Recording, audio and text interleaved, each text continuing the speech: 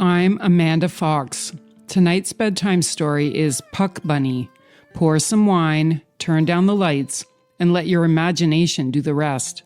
This one's about a hockey player exhausted after a brutal tournament, a mysterious woman who shows up at his door, and a night where nothing is quite what it seems.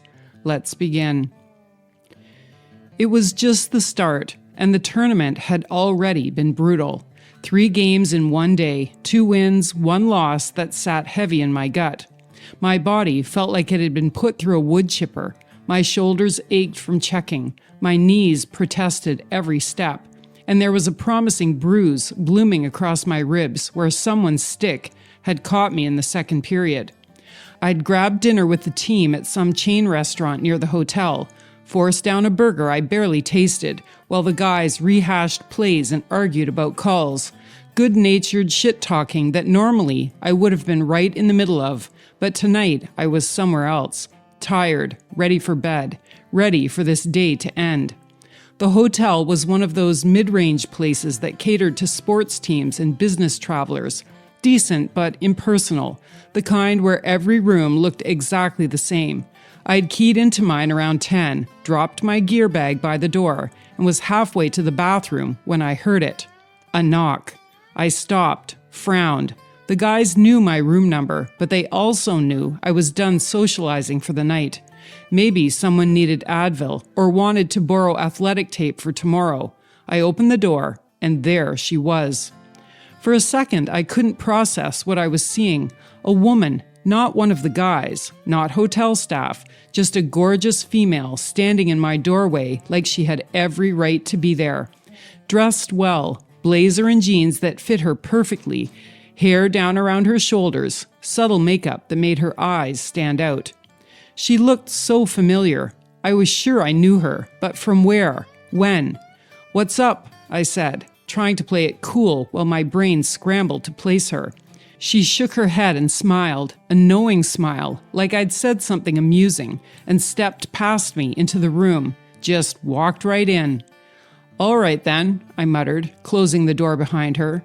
I wasn't sure what was happening, but what was I going to do? Stop her? Demand an explanation? I was too tired for confrontation and too curious not to see where this was going.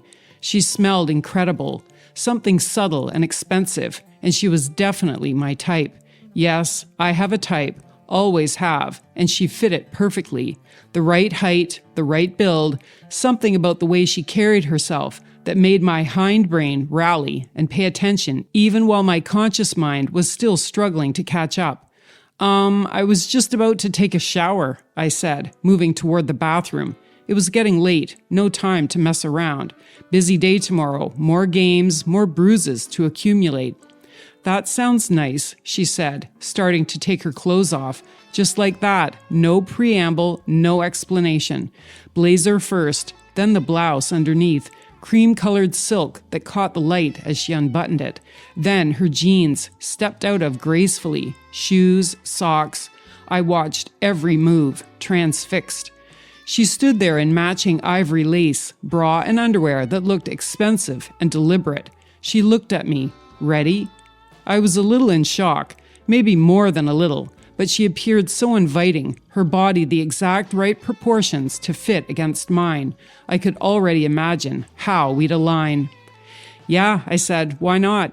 This sort of thing never happened to me, never. There had to be a reason. I believed in karma, in things happening for purposes we don't always understand immediately. Or maybe this was a dream. Maybe I'd fallen asleep on top of the covers, and this was exhaustion mixed with wishful thinking. Either way, I was going for it. I pulled off my shirt and shorts, boxers too, and turned on the shower. The water pressure was decent, one of the few good things about this hotel.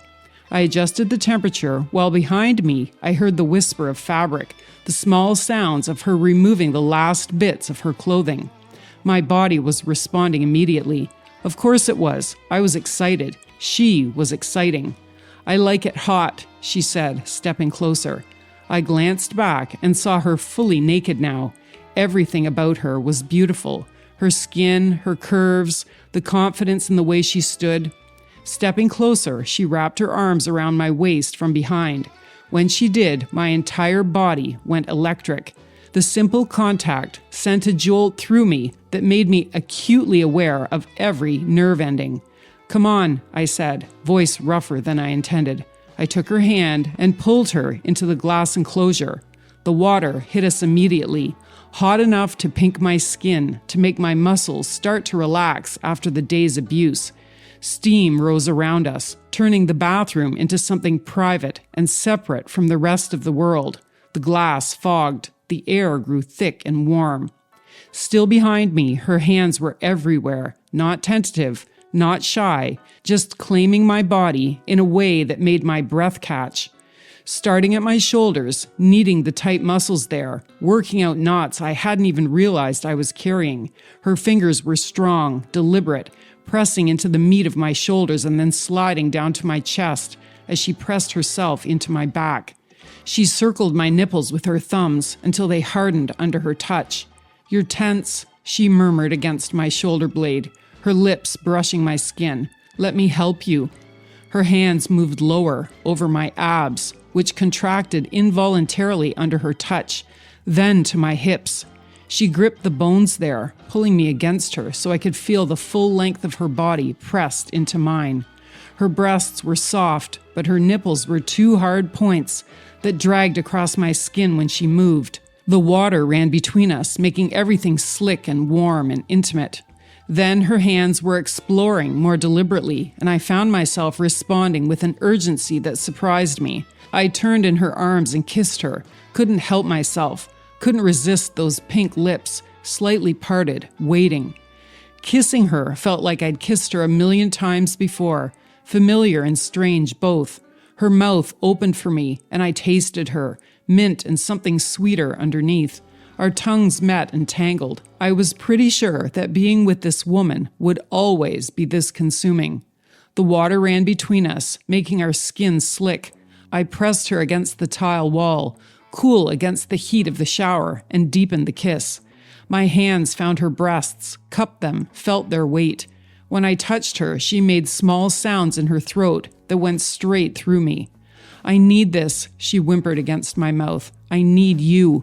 Time seemed to blur, the shower, her lips everywhere, my hands on her skin, the steam rising around us like we were in our own world, separate from everything else. She knelt in front of me and looked up through the water, her hair plastered to her shoulders, her eyes dark with want. The sensations that followed were overwhelming. Her mouth, her hands, the way she touched me with such certainty and skill, like she knew exactly what would drive me to the edge of madness. I had to brace myself against the wall to stay standing. She worked me with complete attention, varying pressure, varying speed, making sounds of satisfaction like this was something she wanted as much as I did. I looked down and watched her, watched myself disappearing into her care over and over again. "Fuck," I breathed. "That's holy shit." Articulation had left me entirely.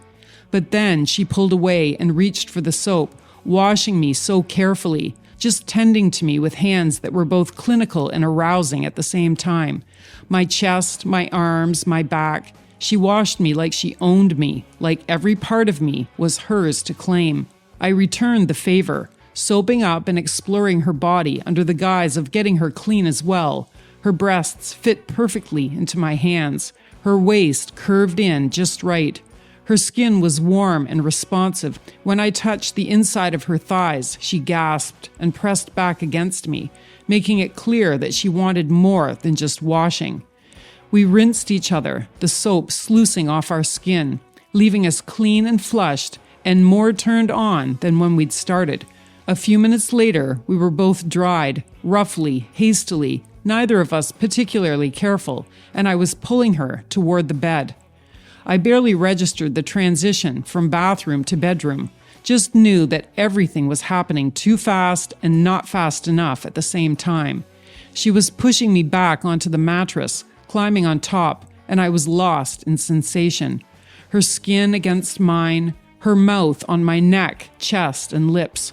The intensity of her presence, the way she moved with such purpose. She wanted me. That much was clear in every touch, every sound she made, every deliberate movement of her body. I kissed her, deeply, desperately. Every stroke of her tongue against mine made me want her more. She tasted like need and certainty.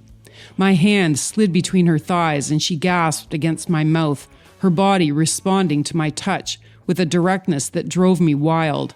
I wanted to memorize every inch of her, every place that made her breath catch. She was so responsive, so open, so entirely present with me that it felt divine. We moved together like we'd been choreographed, like our bodies had been designed specifically to fit together this way.